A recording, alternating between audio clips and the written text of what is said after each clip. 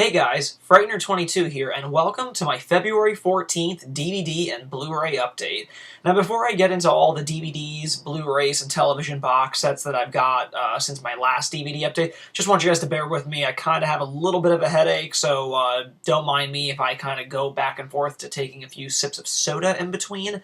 And also, more importantly, just a reminder, my month-long to scream and shout about contest will kick off this Wednesday at 8 p.m. Eastern Standard Time. A video is going to pop up on my channel where I'm going to ask you guys a pop culture trivia question. Whoever can submit the answer correctly underneath the video in the comments section will win a Shout Factory or Scream Factory prize. I did mention in the original announcement video that I'm going to be giving away 3 Roger Corman's Cult Classics titles to one lucky winner.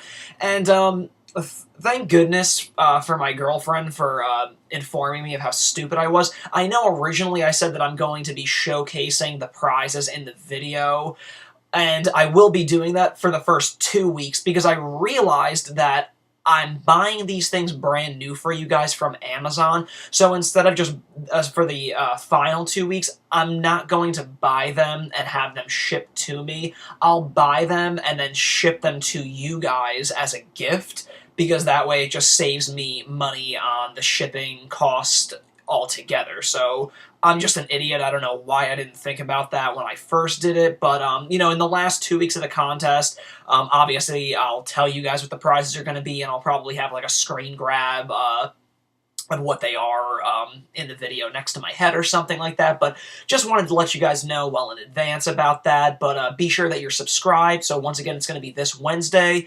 The video will come on at 8 p.m. Eastern Standard Time, so be sure to tune in and try your luck and see if you can win some cool stuff. Now, without further ado, let's get into this DVD and Blu-ray update. The first one I got is a Blu-ray. It's a film that's been highly recommended to me for a while, and I decided to do a blind buy on it. And this is from 2004. It's called Lightning Bug.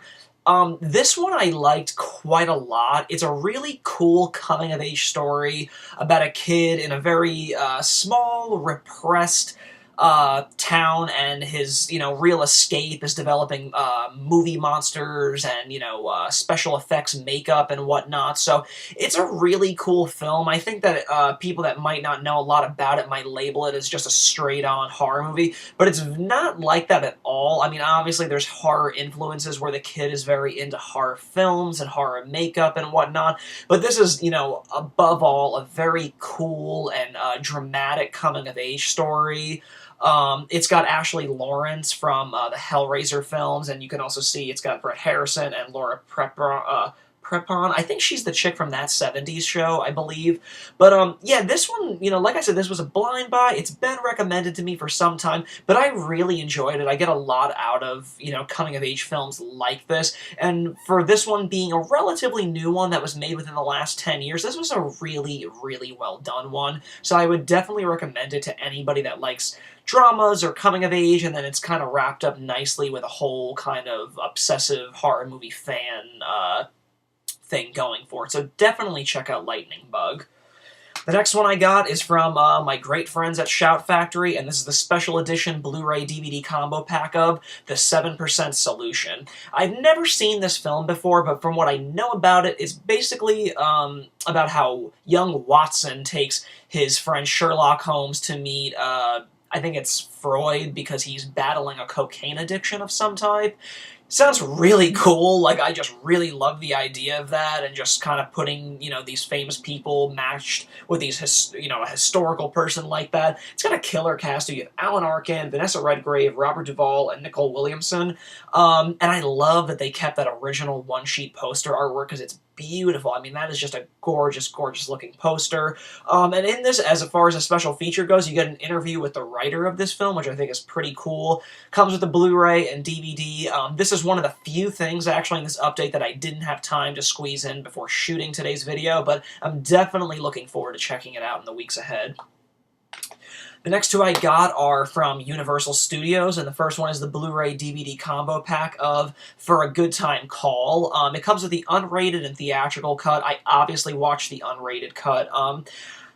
You know, this was just a blind buy. I was seeing things about it, I was hearing things, and I just was pretty much just curious about it, so I picked it up. For the most part, it's funny. It was released under the Focus Features banner, which kind of gives you the idea that it was kind of being billed as more of an indie film from Universal, you know, because that's really the subsidiary that kind of handles more of the indier films like Moonrise Kingdom and Brokeback Mountain and whatnot.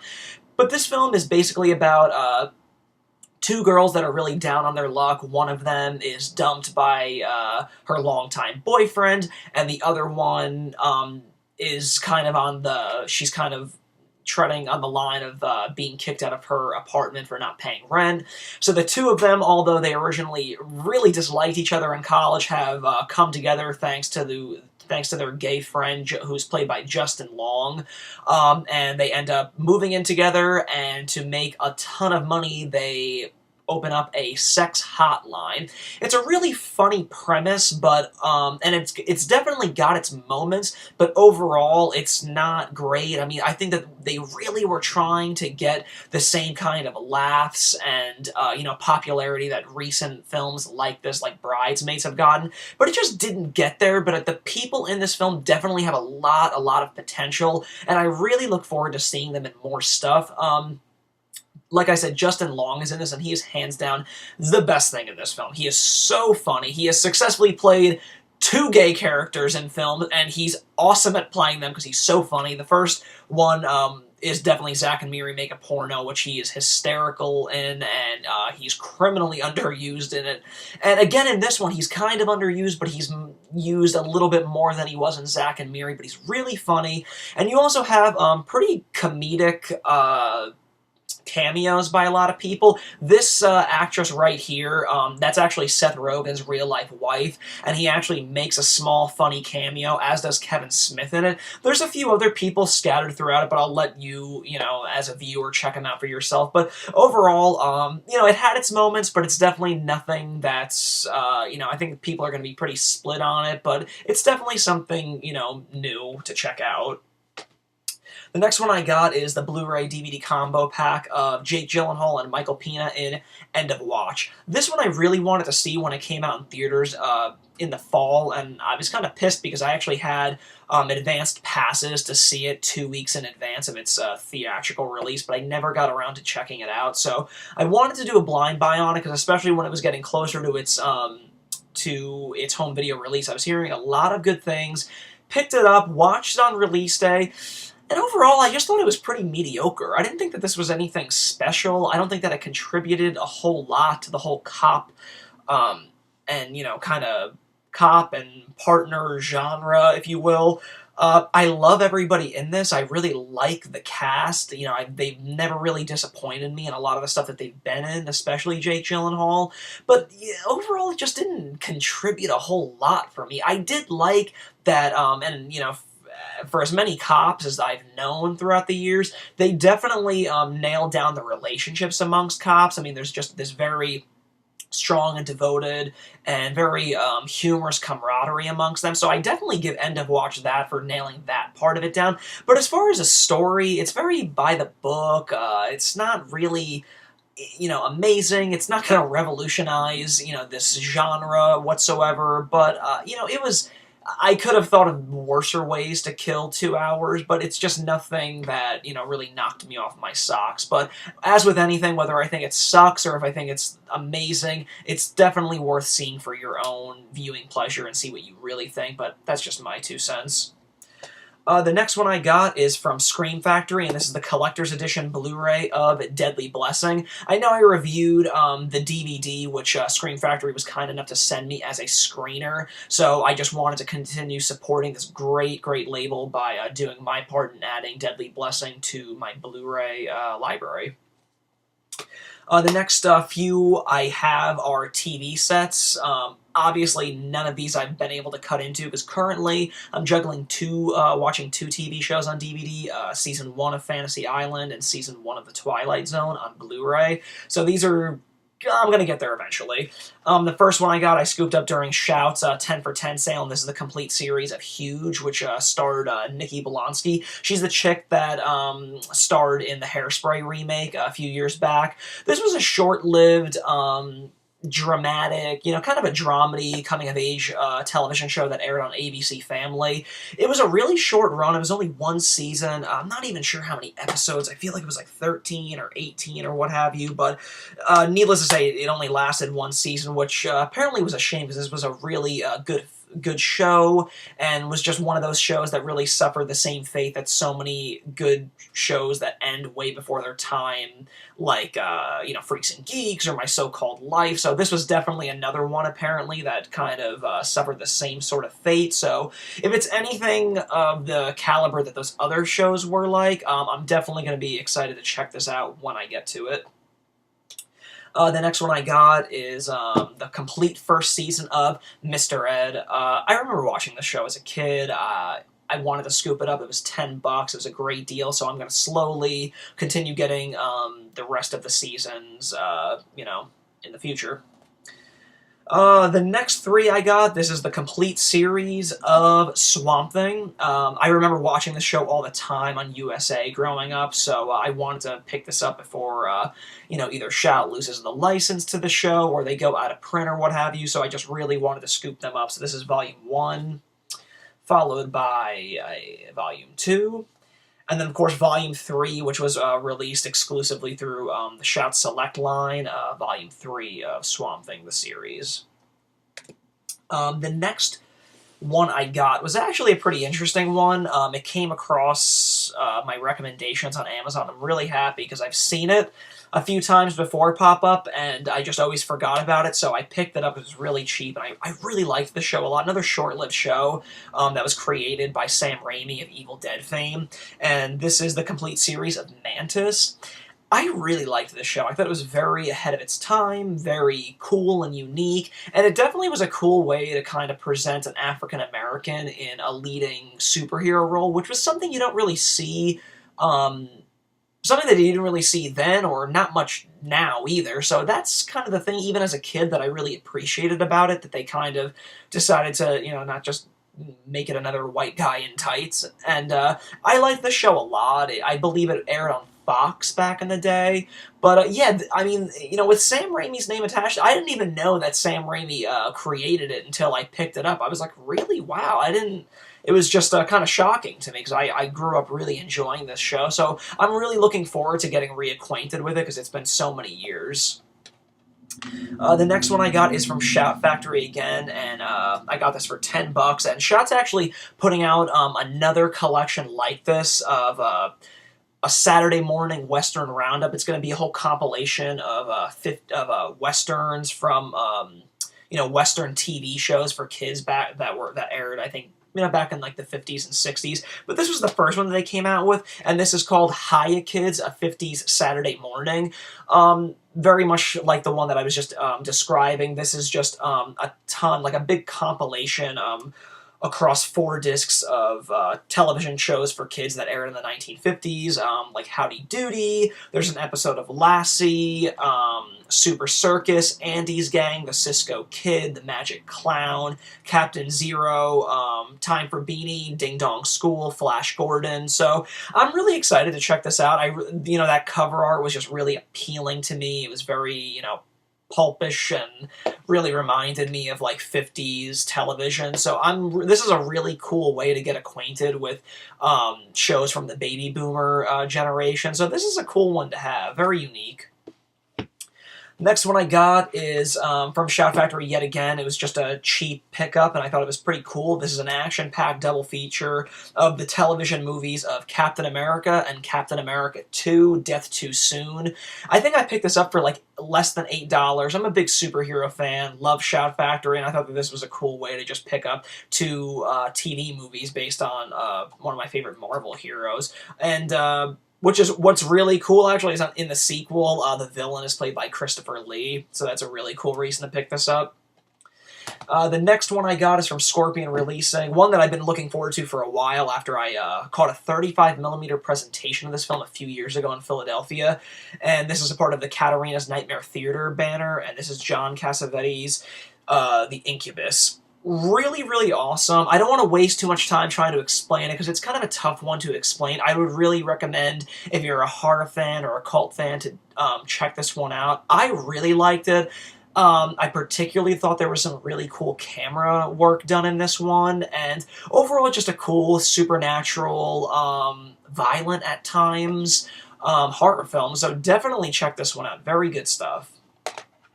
Next two I got are from Olive Films. The first one I really didn't want to buy because I just thought that the original 25th anniversary edition I had would have been enough, but knowing that this commentary on there is new, and the fact that they utilized the one-sheet poster art suckered me in, so for better or worse, I do have it, and this is Olive Films' Blu-ray release of Cujo. Like I said, Lionsgate put this out in a 25th anniversary edition a few years back.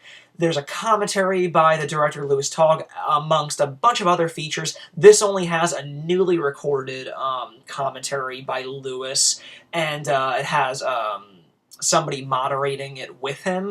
So I kind of wonder, I never even watched or listened to the original commentary, so I kind of wonder if this one is going to pale in comparison, because what more could he could have said in this one that he didn't say in the original one, but nonetheless, I do really like that they used the original poster art on this one, so, you know, for better or worse, I have it in my collection. I'm sure it's the same, you know, video and audio presentation on it, but I guess we'll see.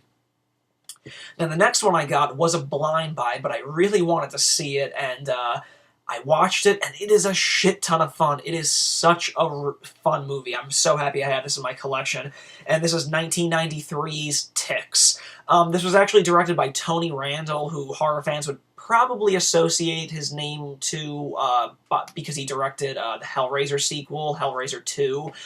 Really cool cast in this one. You have early roles for Seth Green and Alfonso Ribeira. I mean, how many times do you get to see a movie in the early 90s that has Seth Green and Carlton from The Fresh Prince of Bel-Air? Ticks is where you find that. This is cool. It's, you know, Clint Howard is in it along with his father. You know, ticks just kind of get, they get tainted with some kind of serum, and then they become just these flesh-eating killer ticks that are trying to kill this group of inner-city youths from LA that, you know, a husband and wife team have taken out into the wilderness to kind of show them a thing or two about nature and whatnot, and all hell escalates from there. Really fun movie, really well done considering the low budget it was made on, so this is definitely one out of the whole update that I really recommend if you like these sorts of things. Next one I got is one that was released exclusively through the Shout Select line, so if you guys want this and you're dying to find it, definitely go to Shout Factory's website, or there's a seller on Amazon by the name of Route 66 who sells all of Shout Factory's select items, and this is the third season of Hey Arnold. Love this, love all the Nickelodeon titles that Shout's been doing. They actually just announced a new one that's going to be, again, released exclusively through the Shout Select line, and I'm talking about Cat Dog Season 3.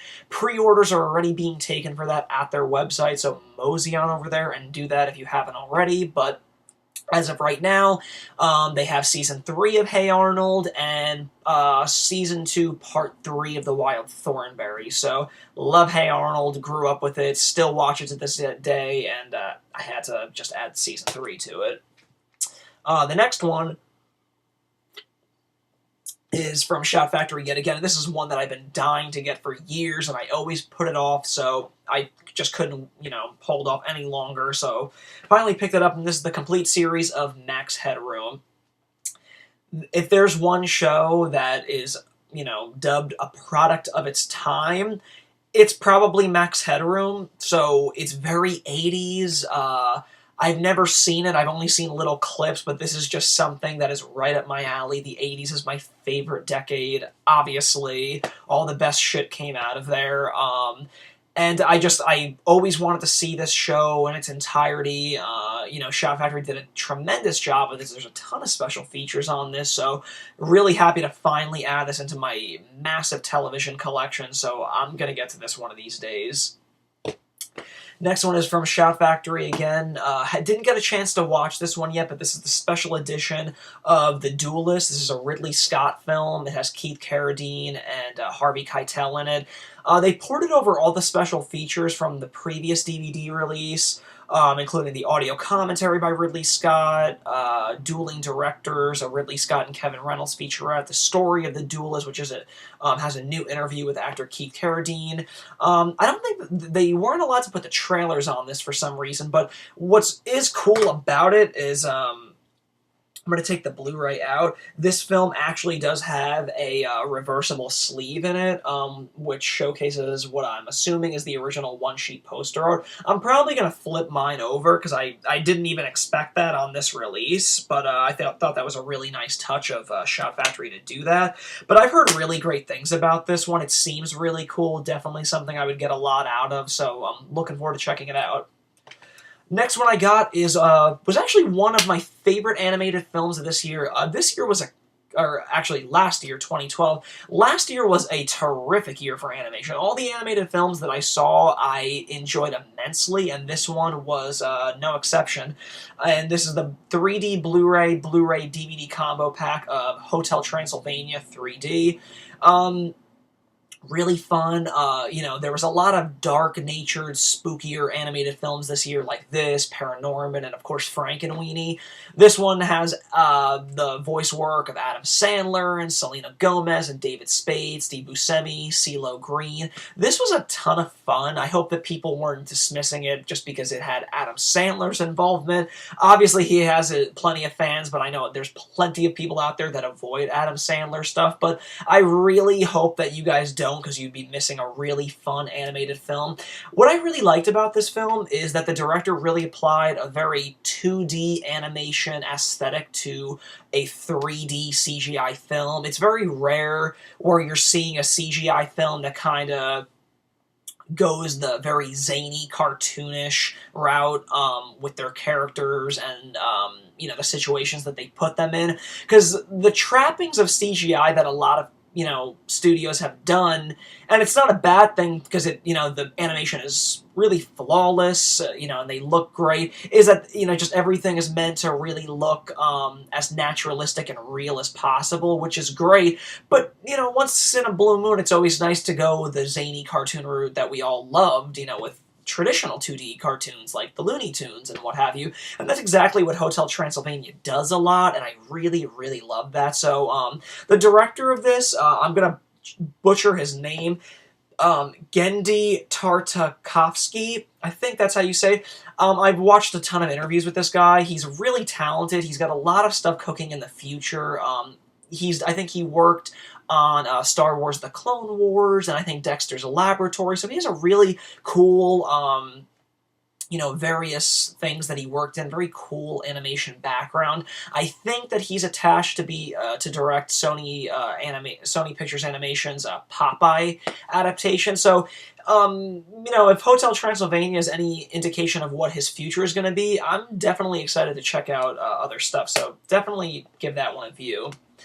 Next one I got is from Kino Classics, and this is Bela Lugosi in White Zombie. Very cool, early 30s, at least I know it was released in the 30s, early 30s, 1932 film with Bela Lugosi. It's a creepy film. I like stuff like this. I like older horror films. If you love Bela Lugosi and if you love the classic Universal horror films, this is definitely one that is, kind of within the same spirit of those films, so I would recommend it if you like that stuff. The next three I got were Complete Blind Buy, believe it or not. I'm a big Star Wars fan, and I've really never watched any Star Trek, believe it or not. My first real exposure was probably the J.J. Abrams movie, but the best thing that came out of me watching that movie, sincerely, I came out of that movie and I said, holy shit, that movie was really good. I really want to watch the original Star Trek now. Now, if that movie can make, like, me come out of a movie and say that, I'm sure it happened to a bunch of other people, too. So that's, like, a really good thing. So finally, you know, after so many years of me saying that, I finally got around to picking it up because there was a really good sale on these from Amazon a few days ago. I got the complete original series of Star Trek for a little over $100, which I thought was great. That was Season 1, followed by Season 2, and of course, Season 3 of the original series. I'm stoked to be checking those ones out. Really excited because, like I said, I'm a big Star Wars fan, and of course Star Trek predates it, so I'm just excited to see the other big, you know, sci-fi epic, and see what that's all about. And of course, the final one I just got in. It's another screener from the great people over at Scream Factory. I really appreciate them sending me this one. So I'm really excited to talk to you guys about the Blu-ray DVD combo collector's edition of Prison. Now, personally, this is a film that has been one of the more anticipated titles from the Scream Factory lineup that I've been looking forward to. Mainly due because I've heard so much about it over the years. Its lack of a release for years, especially in the United States. And, you know, just the talent that was attached to it always intrigued me. You know, years and years of seeing it on bootleggers' tables at horror conventions, and finally Scream Factory is giving it, you know, has given it a legitimate release in the United States in a Blu-ray DVD collector's edition.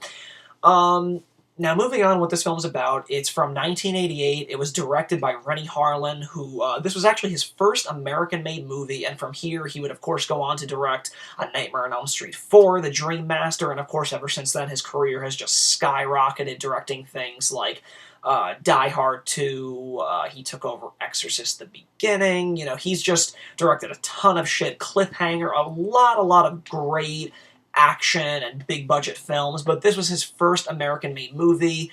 A lot of great people in this. A young, up-and-coming guy by the name of Viggo Mortensen is in it. You guys may have heard of him these days.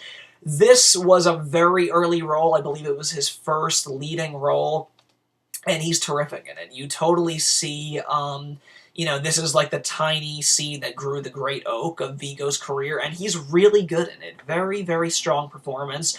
What this film is basically about is, it's basically a supernatural, haunted prison movie.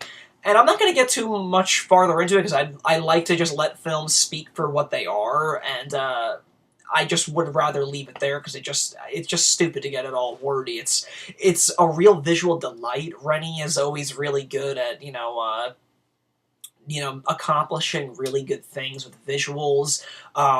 You know, he directed one of the more fun and visually appealing films in the Elm Street series, and when you see this and then you kind of see his visual style apply to Nightmare 4, you totally can see it's the same aesthetic. It's really fun, very vibrant. This is very spooky. I thought it was really well done, considering it was an Empire film, executive produced by Charlie Band. You know, this was made on a shoestring budget. They shot it at a Wyoming penitentiary prison that had just recently shut down. So all of that comes through in the film. Terrific cinematography, really great camera work in this one, and considering the budget that it worked on, they totally accomplished really great visual effects in it. Overall, I think that this film delivered for me. It's not, you know, the greatest horror film to come out of the 80s, but it's unique. It's unique as hell, which is something that I really liked because, you know, by the tail end of the 80s, it was kind of like, well, how much more can we really do? The slasher boom was kind of waning, and, you know, at this time, this was kind of a real injection of, you know, new blood into it. Unfortunately, the whole theatrical release, it kind of was jinxed. It didn't have much of a release at all, and of course, it kind of just fell into obscurity and kind of got wrapped up in so many legal wranglings that's really what withheld it from ever seeing a legitimate home video release for so many years. But thankfully, Scream Factory has come to the rescue of this one and has presented this film in the best quality it possibly could ever be in, and they've really gone above and beyond with features. You get an audio commentary with director Renny Harlin. You get a really awesome all-new retrospective on the film called Hard Time, The Making of Prison. I just watched the film, and I just watched the retrospective, and I have to tell you, out of all the Scream Factory titles so far that have been released, this, I think, is by far the most informative and most comprehensive retrospective documentary that they've done yet. So bravo to Scream Factory and Mike Felsher at Red Shirt Pictures. This was a really good one. They talked to so many people involved in this one. They managed to talk to Erwin Yablans, who was the producer on this. Of course, you know, you can thank him for discovering John Carpenter and doing Halloween. They, of course, have Rennie Harlin's help in this one. They talked to the stunt coordinator, Kane Hodder, executive producer Charlie Brand, his brother, composer Richard Band, production designer Philip Duffin, you know, and a bunch of others. So you get a lot of people's insights and experiences from what they remember during the making of this film. In addition to that, you also have the poster and still gallery, and you also have an original first draft screenplay in a PDF format. And of course, I'm going to take the sleeve off of this one. And like all the other Scream Factory collector's editions, you have the reversible cover art showcasing the original one-sheet poster. I'm going to show you the inside. As you can see, that's some really awesome disc artwork. That's, I think, an earlier poster artwork that Charles Band had done. As you can see, the one-sheet poster is behind it, so you can flip it around if you prefer that. I normally do flip them around in the collector's editions because, of course, the slipcover has the newly drafted artwork.